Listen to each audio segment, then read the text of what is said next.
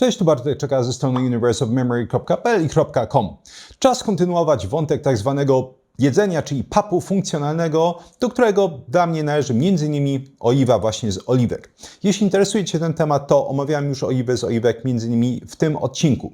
I co tam pokazywałem? Pokazywałem, że oliwa z oliwek będzie miała bardzo pozytywny wpływ na stan śródbłąka tętnic.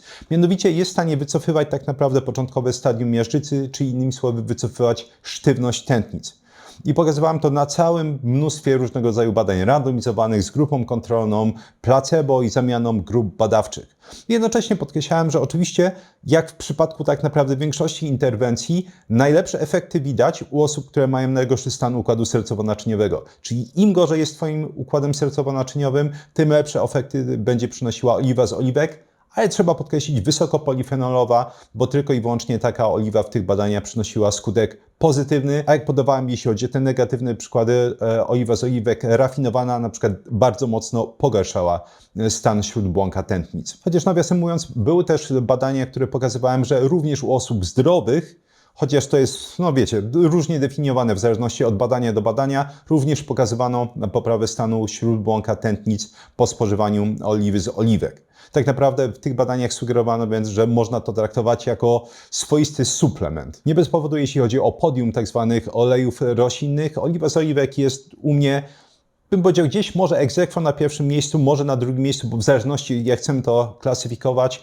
po oleju z czarnuszki. Uważam, że olej z czarnuszki to jest bardziej, cóż, lekarstwo niż cokolwiek innego, jeśli chodzi o taką klasyfikację a propos tego, co pokazuje się w różnego rodzaju badaniach, jeśli chodzi o korzyści oleju z czarnuszki. Natomiast nie jest to tak naprawdę, bądźmy szczerzy, olej typowo kulinarny. Natomiast oliwa z oliwek ma osobną pulę korzyści i plus jest taki, że no jest to najzwyczajniej w świecie po prostu produkt kulinarny, który może być używany najzwyczajniej w świecie na co dzień. Innymi słowy, nie trzeba sobie zaprzątać głowy i pamiętać, że teraz muszę sobie wziąć oliwę z oliwek, bo większość osób po prostu naturalnie będzie używać tego produktu do gotowania. W ramach przerwy słowo do sponsora tego odcinka, którym jest wysokopolifenolowa, czyli tematycznie oliwa z oliwek firmy Numa. Jeśli już masz jakąś oliwę, którą lubisz, to świetnie. Natomiast jeśli chcesz taki produkt z najwyższej możliwej półki, to oliwa z oliwek Numa jest czymś, co serdecznie polecam. I teraz dlaczego? Po pierwsze, jest to jedyna oliwa na rynku, polecam to sprawdzić, jest to absolutna prawda, która robi badania kontrolne każdej partii. Dosłownie każdej partii. Jeśli kupicie sobie oliwę Numa, to tam będzie numer partii na butelce. Można wejść potem na stronę Numa i sprawdzić, jakie są badania, jakie są parametry tej partii. Oczywiście każda partia będzie miała między innymi oznaczenie ilości polifenoli. Tak? Na przykład ostatnia partia ma 722 mg polifenoli na 1 kg. Przypominam, że aby być uznaną za oliwę wysokopolifenolową, trzeba mieć około 250 mg polifenoli na 1 kg, więc jest to wielokrotnie więcej. Większość oliw sklepowych ma między 50 a 250 mg polifenoli na 1 kg. Tak dla porównania. Same badania robione są przez jedyną placówkę akredytowaną w Hiszpanii do badania oliw z oliwek, czyli firmę INDLAB. Co ciekawe, Numa samodzielnie robi badania dużo większej ilości parametrów niż nakazuje ustawodawstwo unijne. Dzięki temu, jeśli jeszcze raz wejdziemy sobie na stronę firmy Numa i poczytamy o danym numerze partii, to znajdziecie praktycznie wszystko, co powinno się wiedzieć o oliwie. Jeśli wejdę w kartę badania danej partii, to będę widzieć między innymi, ile ma dana partia oliwy, choćby wolnego tyrozolu, pochodnych hydroksytyrozolu, nawet jest porównanie do takich typowych oliw rynkowych dostępnych w supermarkecie. Co bardzo ważne, badania te zawierają również wszystkie praktycznie niezbędne parametry dotyczące czystości takiej oliwy. I czemu to jest ważne?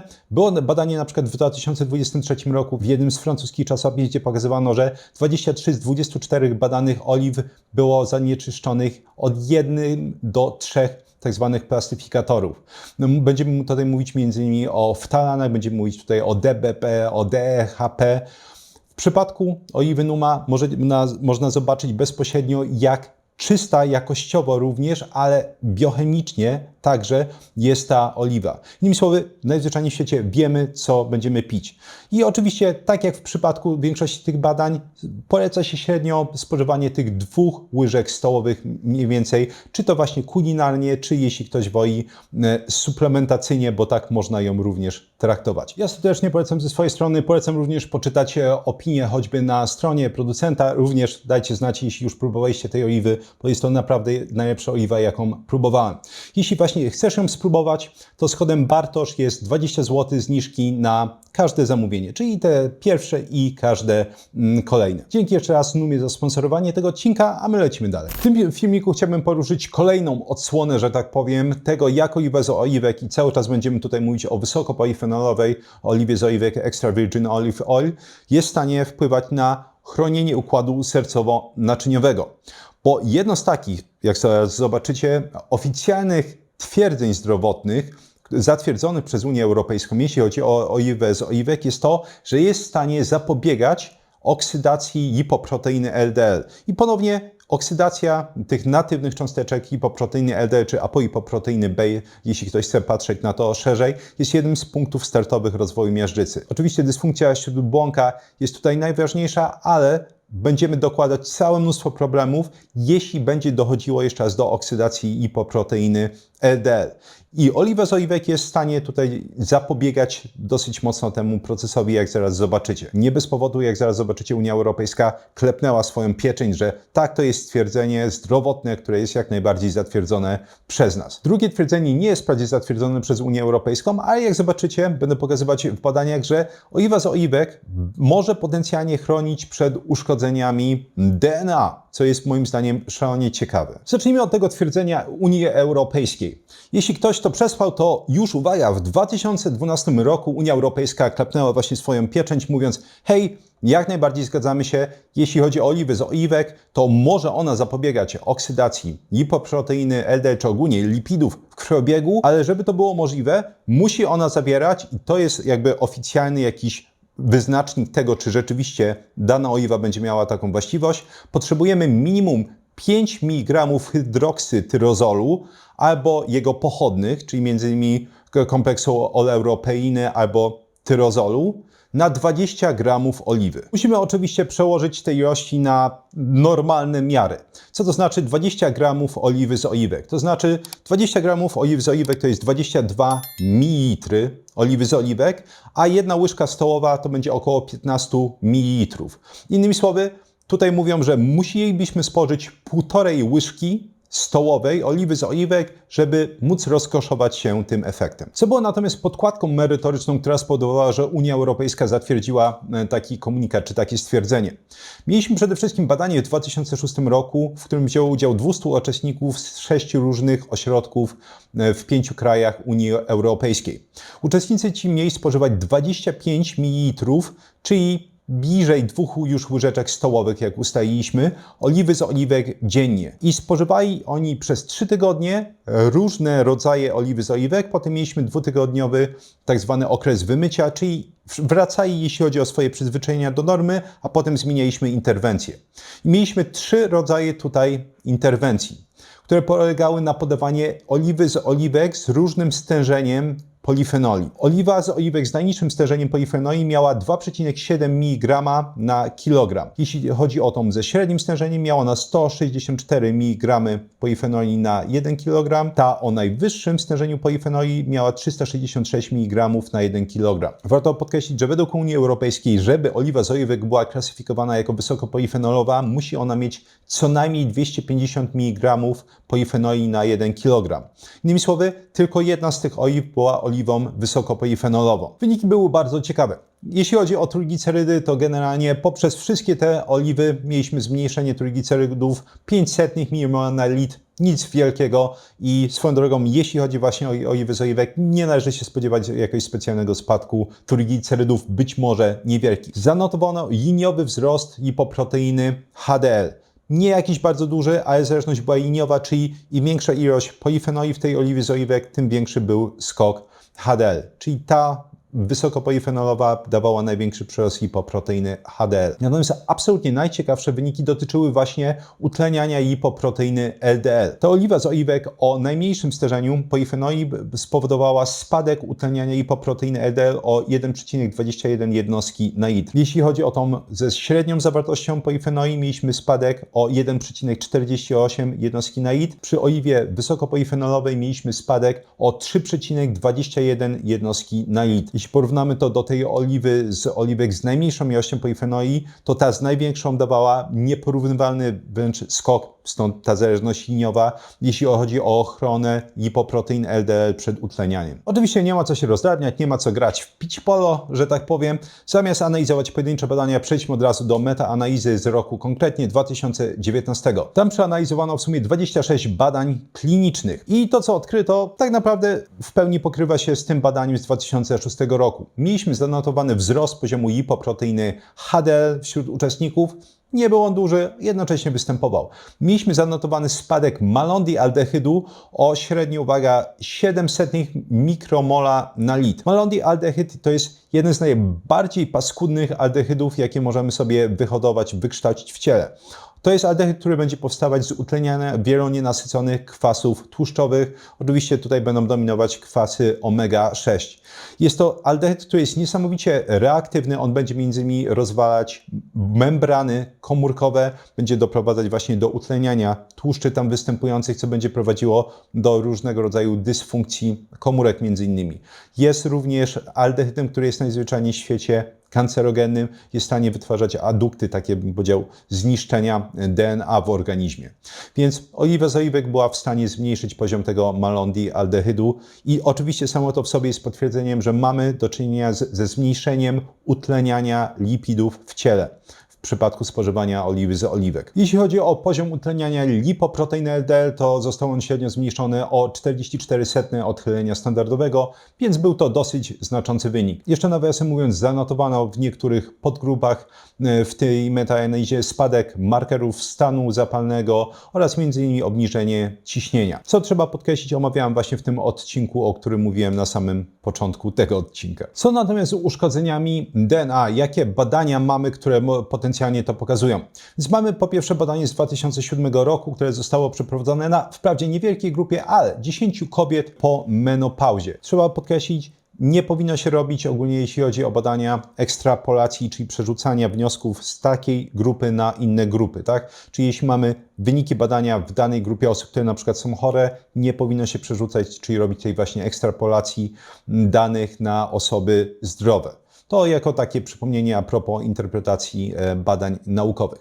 Więc mieliśmy te 10 kobiet w wieku pomenopauzalnym, które przez 8 tygodni miały spożywać 50 gramów oliwy z oliwek, czyli mniej więcej 2,5 łyżki stołowej. I spożywały one odpowiednio, bo mieliśmy dwie grupy, dwa rodzaje oliwy z oliwek. Pierwsza oliwa z oliwek to była oliwa niskopolifenolowa Extra Virgin Olive Oil, która miała 147 mg na kilogram polifenoli. Druga była wysokopolifenolowa i miała 592 mg polifenoli na 1 kg. Podano u nich konkretnie uszkodzenia DNA w limfocytach krwi obwodowej. Robiono to testem Comet Assay, czyli tak zwanym testem kometowym. Zbierano również 24-godzinne próbki moczu, żeby zobaczyć, jak są wydalane różnego rodzaju metabolity oliwy z oliwek, żeby zobaczyć, co potencjalnie ma tutaj wpływ właśnie na potencjalne, no bo oczywiście to była tylko i wyłącznie hipoteza na początku, ochronę tego DNA przed uszkodzeniem. Po 8 tygodniach zauważono 30% zmniejszony stopień uszkodzenia DNA w limfocytach krwi obwodowej kobiet, które spożywały oliwę wysokopolifenolową. Co ciekawe, zauważono zwiększone wydalanie właśnie hydroksytyrozolu w moczu oraz metabolitu hydroksytyrozolu, czyli kwasu homowanilinowego. Przypominam, że ten hydroksytyrozol to jest właśnie ta substancja, która odpowiada za ochronę lipidów przed utlenianiem w krwiobiegu. Kolejne fascynujące badanie w tym zakresie pochodzi z roku 2021.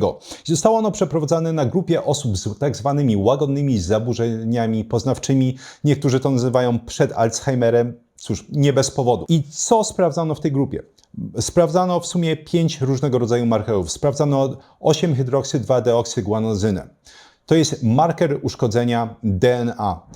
Dajcie mi znać, bo ja oczywiście większość tych markerów, które zaraz wymienię, łącznie z tym 8-hydroksy-2-deoksyguanozyny, wspominałem wielokrotnie w przeciągu ostatnich paru lat. Dajcie mi znać, czy ktoś jeszcze to pamięta. Oczywiście to nie jest obowiązek, żeby zapamiętywać te nazwy, ale jestem po prostu bardzo ciekawy.